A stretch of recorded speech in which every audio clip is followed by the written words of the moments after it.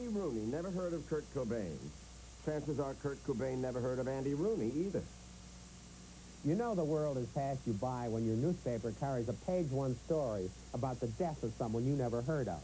It happened to me this week. All the papers had it. Kurt Cobain, this story says, who helped to create the grunge rock sound that has dominated popular music, was found dead at his home. Mr. Cobain, lead singer, guitarist, and songwriter for the influential band Nirvana, killed himself with a shotgun blast to his head. It isn't bad enough I never heard of Kurt Cobain. I never heard of grunge rock or Nirvana either. The story says grunge rock is the noisy, icon-smashing spawn of punk rock. Kurt Cobain's death at age 27 doesn't sadden me. It angers me. He must have been a talented person. A lot of people would like to have the years left that he threw away. I'd like to have them. And what's all this nonsense about how terrible life is? A young girl who stood outside his home in Seattle with tears streaming down her face said, "It's hard to be a young person nowadays.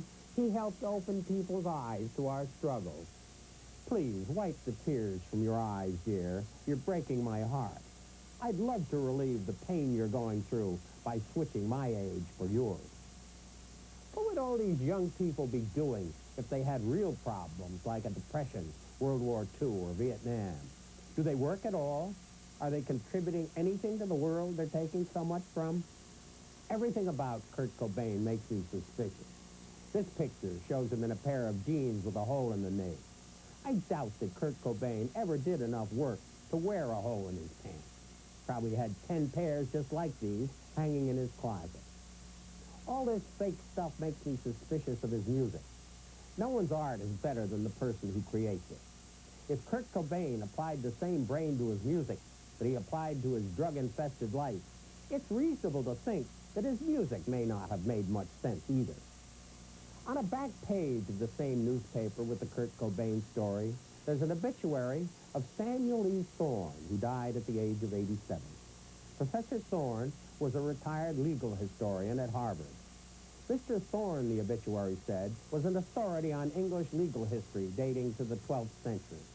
During World War II, he was a Navy cryptanalyst in the Pacific. He is survived by 2 sons and his wife of 50 years. I'd like to suggest we save our tears for Professor Thorne. I'm Mike Wallace. We'll be back next week with another edition of 60 Minutes.